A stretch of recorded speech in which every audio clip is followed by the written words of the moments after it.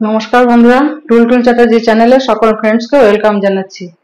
আজকে ডিমের একটি রেসিপি দেখাবো, সরষে ডিম বা ডিমের কারি। সরষে দিয়ে কিভাবে ডিমের কারি তৈরি করবেন। ডিমটা আমি সেদ্ধ করে রেখে দিয়েছি। আমি 4টে ডিম নিয়েছি, বয়েল করে রাখা আছে। বয়েল করে রেখে খোসা ছাড়ানো আছে। এরপর মশলা দেবো সরষে, শুকনো লঙ্কা আর পোস্ত। এই দিয়ে একটা মিক্সিং জারেতে একটা পেস্ট তৈরি করব।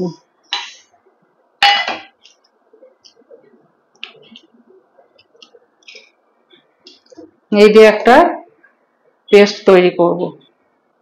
তার আগে কড়াই তো বসিয়ে দিয়েছি, গ্যাস ওভেনে কড়াই বসিয়ে দিয়েছি, গ্যাসটা অন করে দিয়েছি, কড়াইকে তাপতে দিয়েছি। কড়াই তেতে গেছে, ডিমগুলো আগে ভেজে নেব। পুরো রেসিপিটি করব আমি সর্ষের তেলে।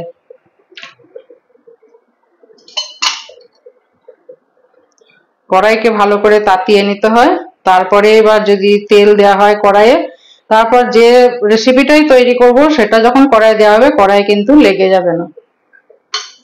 খুব কম তেলেতেই করব। গ্যাসের ফ্লেমটা বাড়িয়ে দিলাম, আর একটু তেল দিয়ে দিচ্ছি। আর তেল এর মধ্যে ব্যবহার করব না।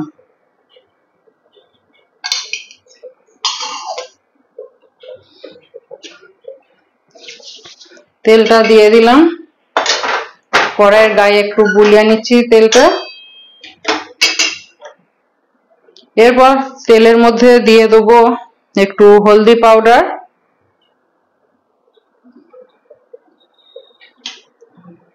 এরপর ডিমগুলোকে একে একে ভেজে নেব। গ্যাসের ফ্লেমটা এখন কমিয়ে দিলাম।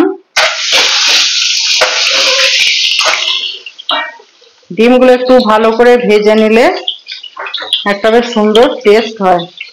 আর খুন্তির ডগে করে ডিমের গাটা একটু কেটে দিলাম, যাতে মশলাটা ঢুকতে পারে ভেতরে।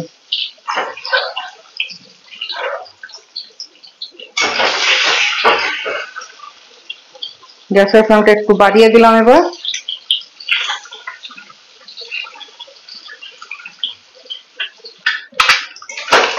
ডিমগুলো আমার ভাজা হয়ে গেছে। এরপর একে একে তুলে নেবো। ভালো করে ভেজে নিয়েছি। ভালো করে একটু ভেজে নিলে এই যে গাটাও বেশ একটা কালার আসে, আর খেতে কিন্তু খুব টেস্ট হয়। এই তেলের মধ্যে দিয়ে দেবো একটু রসুন কুচি, পেঁয়াজ কুচি, টমেটো কুচি আর লঙ্কা চিড়ে রেখেছি। আগে রসুন কুচিটা দিয়ে দেবো। খুবই সিম্পল রেসিপি, আর এই রেসিপিটি কিন্তু গরম ভাত দিয়ে খেতে খুব ভালো লাগে। ডিমের কারি আজকে আমি সর্ষে বাটা দিয়ে করবো, সর্ষে পোস্ত দিয়ে ডিমের কারিটা করব।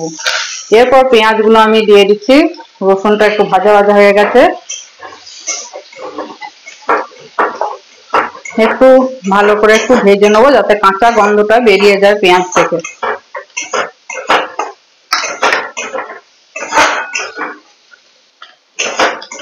পেঁয়াজটা আমার ভাজা ভাজা হয়ে গেছে, আর খুব কুচি কুচি করে কেটেছি পেঁয়াজটা, যেটা বলে বারিক বারিক, তো সেইভাবেই কেটেছি। টমেটো কুচি আর লঙ্কা যে চিড়ে রেখেছি, কাঁচা পাকা লঙ্কা, সেগুলোও দিয়ে দিচ্ছি। এরপর ভালো করে ভেজে নেবো।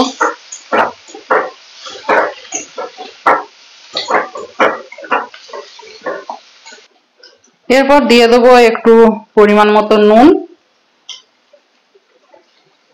এরপর কিন্তু আর নুন অ্যাড করব না।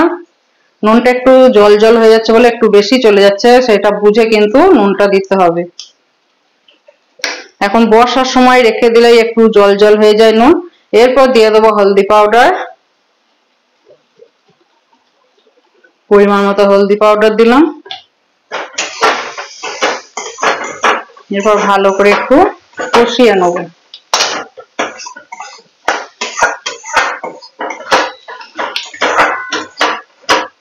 নুনটা দেওয়ার কারণে কিন্তু পেঁয়াজ টমেটো সব কিন্তু একদম নরম হয়ে যাবে, যেটা বলে খুব সফট হয়ে যাবে।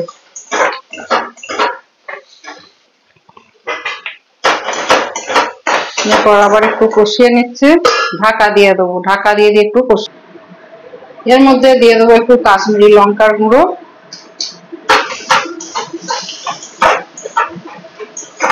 আবার ভালো করে একটু কষিয়ে নেব,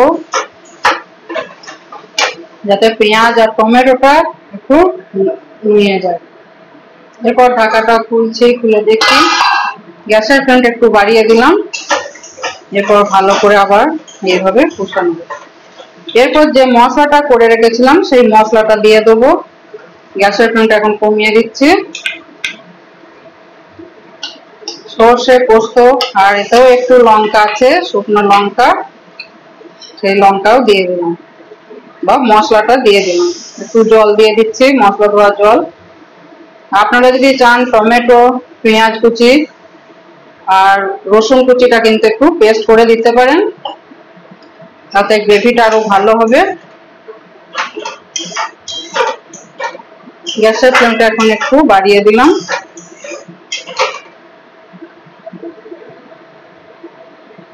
খুন্তিতে যেগুলো লেগে রয়েছে একটু জল দিয়ে ধুয়ে দিলাম। এরপর গ্যাসের ফ্লেমটা আবার কমিয়ে দিলাম, এটা একটু ফুটিয়ে নেব। এরপর ঢাকাটা খুলছি। ডিম 4টে যে ভেজে রেখে দিয়েছিলাম সেই ডিম 4টেকে দিয়ে দিলাম, কড়াইয়ের মধ্যে দিয়ে দিলাম। গ্যাসের ফ্লেমটা এখন বাড়িয়ে দিলাম একটু।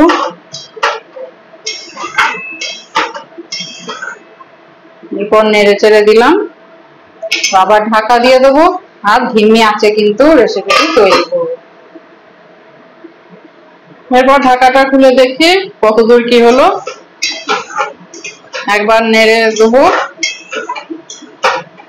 এখনকার পেঁয়াজ কি বলুন তো, পেঁয়াজ কিন্তু এখন না কিছুতেই কড়াইতে নয় না, এত কুচি কুচি করে দিয়েছি,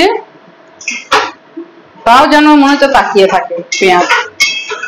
পেঁয়াজ এখন যদি বেটে দেওয়া হয়, টমেটো পেঁয়াজ, তাহলে জিনিসটা দেখতেও ভালো লাগবে আরো, তবে এটাও ভালো লাগবে। তো আবার একটু ঢাকা দিয়ে দিচ্ছি। এরপর ঢাকাটা খুলে একবার দেখে নিই। গ্যাসের ফ্লেমটা এখন বাড়িয়ে দিলাম একটু। যদি কেউ এই ঝোল রাখতে চান এরকম এই এতটা, তাহলে রাখবেন। যদি কেউ ভাবেন যে না ঝোলটা একটু মেরে দেবো আর একটু শুকনো শুকনো করবো, তারা সেই মতো রাখবেন।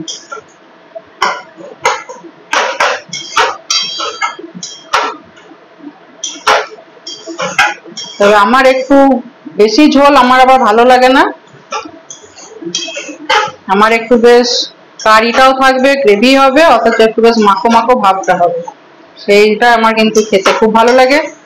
তো ঝোলটা যে যেমন বুঝবেন সেই বুঝে রাখবেন।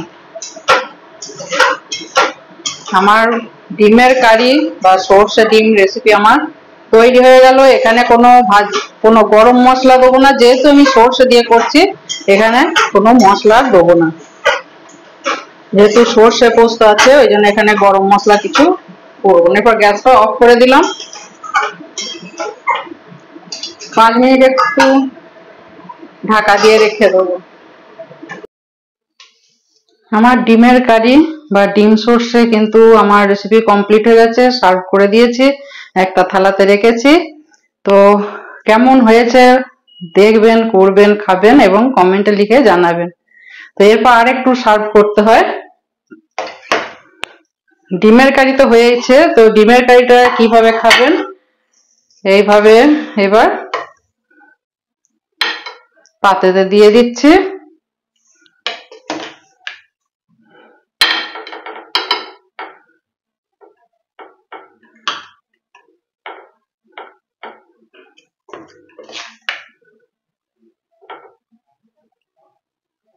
এইভাবে এবার খাওয়া যেতে পারে ডিমের কারি, ভাত, এবং প্লেটটা এইভাবে যদি সাজিয়ে দেওয়া হয় তাহলে কেমন হয় বলুন তো। তো আমার এই রেসিপি যদি ভালো লেগে থাকে তাহলে প্লিজ লাইক দেবেন, নতুন যদি কেউ এসে থাকেন টুলটুল চ্যাটার্জি চ্যানেলে যেন সাবস্ক্রাইব করবেন, प्रचुर प्रचुर शेयर करबेन। प्यारा सा कमेंट कर दीजिए, लाइक कर दीजिए, सब्सक्राइब कर दीजिए जल्दी जल्दी तुरंत तुरंत। और भात दिए किन्तु जमे जाबे এই রেসিপি। ভালো থাকুন, সুস্থ থাকুন, নমস্কার, থ্যাংক ইউ।